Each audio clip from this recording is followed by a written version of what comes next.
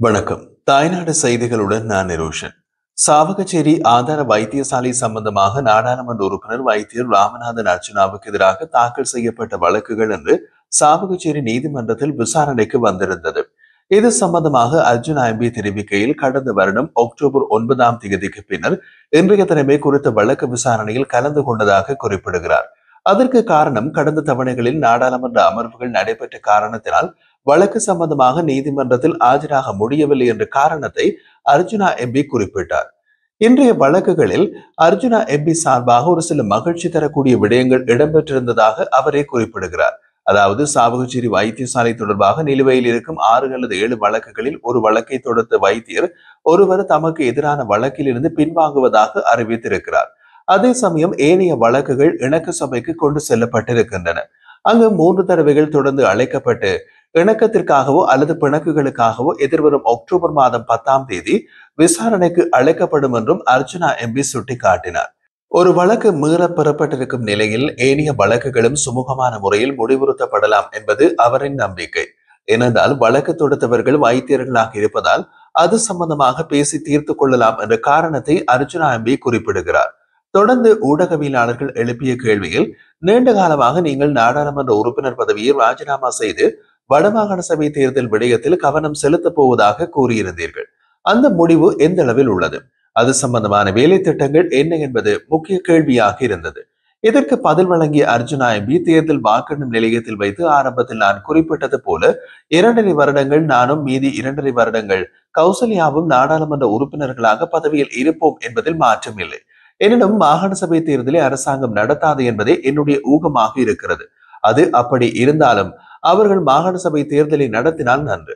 முன்னாள் ஜனாதிபதி கோட்டாபய ராஜபக்ச செய்த தவறை போன்று இந்த அரசாங்கம் மிகப்பெரிய ஒரு பிழையை விட போகிறது. அது என்னவென்றால், ஜனாதிபதி அனுரகுமார திசாநாயக்க மாகாணத்தில் அதிகாரத்தின் கீழ் வரும் கல்வி, சுகாதாரம் உட்பட பல அதிகாரங்களை மத்திய அரசாங்கத்தின் கீழ் கொண்டு வர வேண்டும் என்று கூறுகிறார்.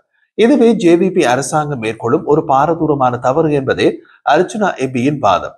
அதே நேரத்தில் மாகாண சபை தேர்தல் நடத்தப்படாது விட்டாலும் இந்த அரசாங்கம் தொடர்ந்து ஆட்சியில் நீடிக்கும். ஆனால் மாகாண சபை தேர்தலை நடத்தினால் ஜேவிபி அரசு தோல்வியை சந்திக்கும் வாய்ப்பு அதிகம். மறுபக்கத்தில் மாகாண சபை தேர்தலை நடத்தாது விட்டால் வழக்குகளை சந்திக்க வேண்டி நேரிடலாம் என்பது அவரது கணிப்பு.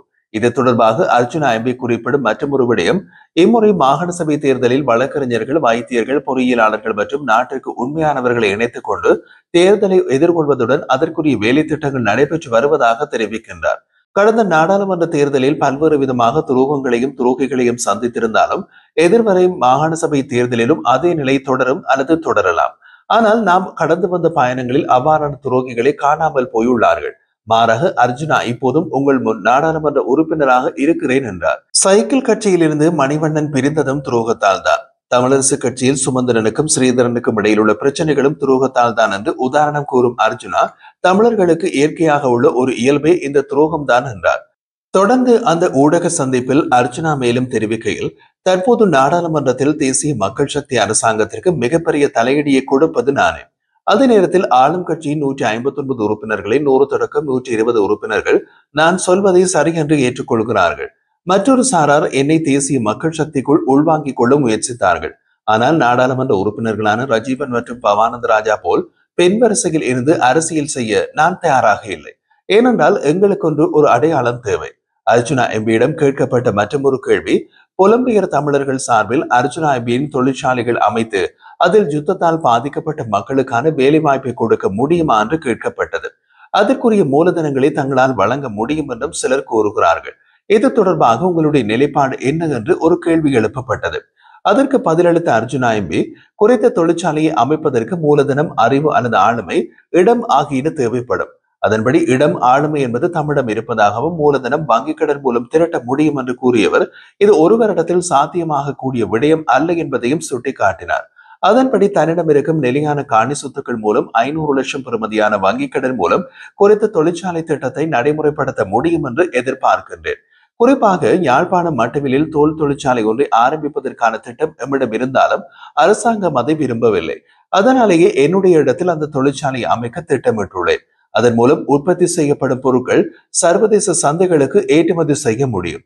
அதனால் இங்கே தொழிற்சாலையில் வேலை வாய்ப்பை பெறுபவர்களுக்கு குறைந்தபட்சம் 70,000 தொடக்கம் 80,000 வரையிலான மாதாந்த ஊதியம் வழங்க முடியும் என மக்களுக்கு மகிழ்ச்சி செய்தியை வெளியிட்டிருக்கிறார் அர்ஜுனா எம்பி. கடந்த நாடாளுமன்ற தேர்தலை பொறுத்தவரை வடக்கில் மட்டுமல்ல முழு நாட்டிலும் வளமையான அரசியலின் மிகப்பெரிய மாறுதல் உண்டாகி இருந்தது. குறிப்பாக வடக்கை பொறுத்தமட்டில் கரைவேட்டி அரசியல் கலாச்சாரம் மாற்றப்பட்டு வைத்தியர் ராமநாதன் அர்ஜுனா சுயேட்சை வேட்பாளராக போட்டியிட்டு ஜெயித்தார். அதன்படி அவரே இன்று யாழ்ப்பாண அரசியலில் பேசு பொருளாக மாறி இருக்கிறார். காரணம், அர்ஜுனா செய்பவை ஒவ்வொன்றும் அதிரடி நடவடிக்கைகள். கடந்த காணொலியில் நாம் குறிப்பிட்டது போல யாழ் மாவட்ட செயலகத்தில் இடம்பெற்ற மாவட்ட அபிவிருத்தி குழு கூட்டத்தில் வீதிகளில் வீசப்படும் குப்பை மற்றும் அந்த கழிவகற்றலின் போது மக்களுக்கு இடையூறு உண்டாக்காத வண்ணம் செய்யப்பட வேண்டும் என்றும் பேசப்பட்டது. இந்த விடயம் அப்போது பல விவாதங்களை உருவாக்கி இருந்தாலும் வளமையான அரசியல்வாதிகளுக்கும் சோம்பேறி அதிகாரிகளுக்கும் பெரும் தலைவலியாக மாறியிருக்கிறது. இன்றைய யாழ்ப்பாண அரசியல் நாடாளுமன்ற உறுப்பினர் ராமநாதன் அர்ஜுனாவை மையப்படுத்தி நடக்கும் சில விடயங்களினால் அவரை அவ்வளவு எளிதாக கடந்து செல்ல முடியாது. இந்த நிலையில் நேற்று நாம் வெளியிட்ட காணொலியில் நல்லூர் பிரதேச சபைக்கு உட்பட்ட குறித்த ஒரு பிரதேசத்திலும் நல்லூர் சுகாதார வைத்திய அதிகாரி பணிமனையை அண்மித்த பகுதியிலும் இவ்வாறான கழிவுகள் தொடர்ந்தும் கொட்டப்பட்டு வருவது பற்றி தெரிவித்திருந்த அர்ஜுனா சம்பந்தப்பட்ட அதிகாரிகளிடம் நேரடியாகவே கேள்விகள் எழுப்பினார் என்று குறிப்பிட்டிருந்தோம். இது ஒரு புறம் இருக்க, இன்று சாவகச்சேரி போலீஸ் பிரிவுக்கு உட்பட்ட கோவில் குடியிருப்பு பகுதியில் பிரதேச மக்களால் பொது சுகாதார உத்தியோகத்தர் முன்னிலையில் சிரமதானம் மூலம் குப்பைகளை அப்புறப்படுத்தும் நடவடிக்கைகள் முன்னெடுக்கப்பட்டது. நேற்றைய தினம் அர்ஜுனாவனால் இவ்வாறு பொது பிரச்சனை ஒன்று சுட்டிக்காட்டப்பட்டதை தொடர்ந்து முதல் நடவடிக்கையாக இந்த ஒரு மாற்றம் வந்திருக்கிறது. அரசியல்வாதிகளினாலோ அதிகாரிகளினாலோ எல்லா விடயங்களையும் மாற்ற முடியாது. இருந்தாலும் தனி மனித ஒழுக்கத்தின் அடிப்படையில் நாமும் நடந்து கொள்ள வேண்டும் என்பது நியாயமானது. அதன்படி சரியான முறையில் ஒதுக்கப்பட்ட இடங்களில் கழிவுகளை வீசுவது நம்முடைய கடமை. ஒரு நாளில் எல்லாம் மாறாது என்றாலும் அர்ஜுனா போட்ட ஒரு விதை சரியாக விழுந்திருக்கிறது. இது எல்லா இடத்திலும் நடைமுறைக்கு இனி வரும் காலங்களில் என்று எதிர்பார்க்கும் அதே நேரம் கேள்வி கேட்பார்கள் என்ற உணர்வு இருந்தால் மாற்றத்தை உருவாக்கலாம். இவ்வாறான அதிரடியான ஒரு அரசியல்வாதியாக அர்ஜுனாவின் நடவடிக்கை மக்களுக்கும் சரி அரசியல்வாதிகளுக்கும் சரி புதிய விடயமே. மக்களுக்கான நாடாளுமன்ற உறுப்பினராக அர்ஜுனாவினால் சரியாக இந்த விடயம் கையாளப்பட்டிருக்கிறது என்பதும் பாராட்டுக்குரியதே. நாடாளுமன்ற உறுப்பினரான நாமல் ராஜபக்ச ஜூலை 29ஆம் தேதி செவ்வாய்க்கிழமை ஹம்பாந்தோட்டை நீதவான் நீதிமன்றத்தில் முன்னிலையானதை தொடர்ந்து பிணையில் விடுவிக்கப்பட்டார். இந்த விடுதலை கடந்த சில நாட்களாக எழுந்திருந்த சட்டத்துறை சம்பந்தப்பட்ட பரபரப்பான சூழ்நிலைகளுக்கு திருப்பு முனையாக அமைந்துள்ளது. முன்னதாக 2017ஆம் ஆண்டில் ஹம்பாந்தோட்டை துறைமுகத்தை வெளிநாடுகளுக்கு மாற்றும் நடவடிக்கைகளுக்கு எதிராக நடத்தப்பட்ட போராட்டத்தில் நீதிமன்ற உத்தரவுகளை மீறியதாக நாமல் ராஜபக்ச உட்பட சிலர் மீது வழக்கு தொடரப்பட்டது.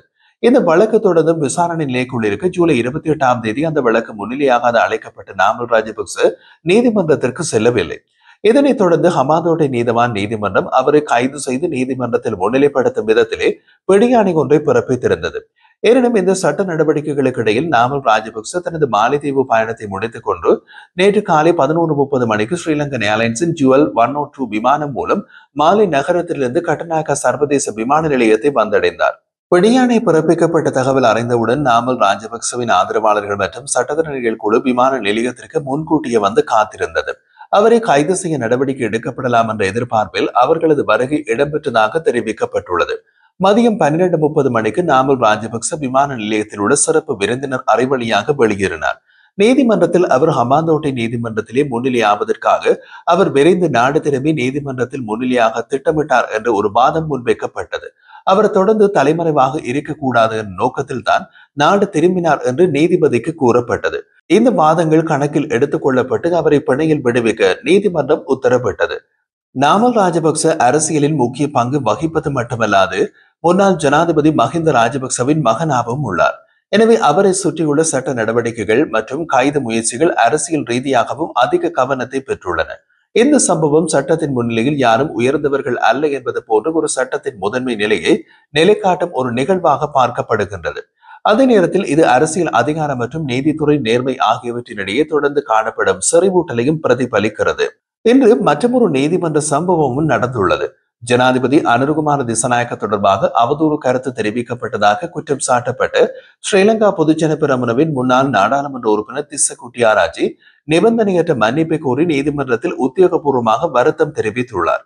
இந்த வழக்கு கொழும்பு நீதவான் நீதிமன்றத்தில் விசாரணைக்கு வந்திருந்த போது முன்னாள் எம்பி ஜனக திஸ்ஸ குட்டியாராஜி நேரில் நீதிமன்றத்தில் முன்னிலையாக இருந்தார். அவரது சார்பில் அனுருகுமார திசாநாயக்கவின் பெயரை குறிப்பிட்டும் அவதூறு விளைவிக்கும் விதத்தில் தன் மீது வெளியிடப்பட்ட கருத்துக்கு அவர் நிபந்தனையற்றி வருத்தம் தெரிவிக்கின்றார் என்பதை சட்ட பிரதிநிதிகள் நீதிமன்றத்தில் அறிவித்தனர். இதனைத் தொடர்ந்து வழக்கின் இரு தரப்பினரும் முற்றிலும் பரஸ்பர ஒப்பந்தத்திற்கு வந்தனர். இதன் அடிப்படையில் வழக்கை தீர்க்கப்பட்டதாக கூறப்படுகிறது. இந்த வழக்கு 2023 ஆகஸ்ட் 19 மத்திய கொழும்பில் நடைபெற்ற ஒரு பொதுக்கூட்டத்தில் பேசப்பட்டு ஒரு விஷயத்திலிருந்து உருவானது. அன்று ஸ்ரீலங்கா பொதுஜன பெரமுன நடத்திய கூட்டத்தில் ஜனகதிச குட்டியாராச்சி பேசிய போது அனுருகுமார திசாநாயக்க மோல்டோவாவில் $5 பில்லியன் முதலீடு செய்துள்ளார் என்று தெரிவித்து ஜனாதிபதியை ஊழலுடன் தொடர்புடையவர் என்று சித்தரிக்க முயன்றார். இந்த அறிக்கைகள் அனுருகுமார திசாநாயக்கவின் நற்பெயரையும் அவரது அரசியல் நேர்மையினையும் சிதைக்கும் நோக்கம் கொண்டவை எனவும் தன்னை ஊழல்வாதியாகவும் சட்டவிரோத நிதி நடவடிக்கையில் ஈடுபடுபவராகவும் காட்டும் விதத்தில் வெளியிடப்பட்டது என்று ஜனாதிபதி வழக்கு தொடுத்தார். இதன் விளைவாக $10 பில்லியன் இழப்பீடு கோரி ஜனாதிபதி அனுருகுமார திசாநாயக்க ஜனாதிபதியாக பதவியேற்கும் முன்பே சிவில் வழக்கு ஒன்றை தாக்கல் செய்திருந்தார். வழக்கு நீதிமன்றத்திற்கு இன்று வந்தபோது திஸ்ஸ குட்டியாராச்சியின் மன்னிப்பு கோரலும் நிபந்தனையற்ற வருத்தமும் தெரிவிக்கப்பட்டதை அடுத்து வழக்கு நீதிமன்றத்தில் முடிவடைந்தது.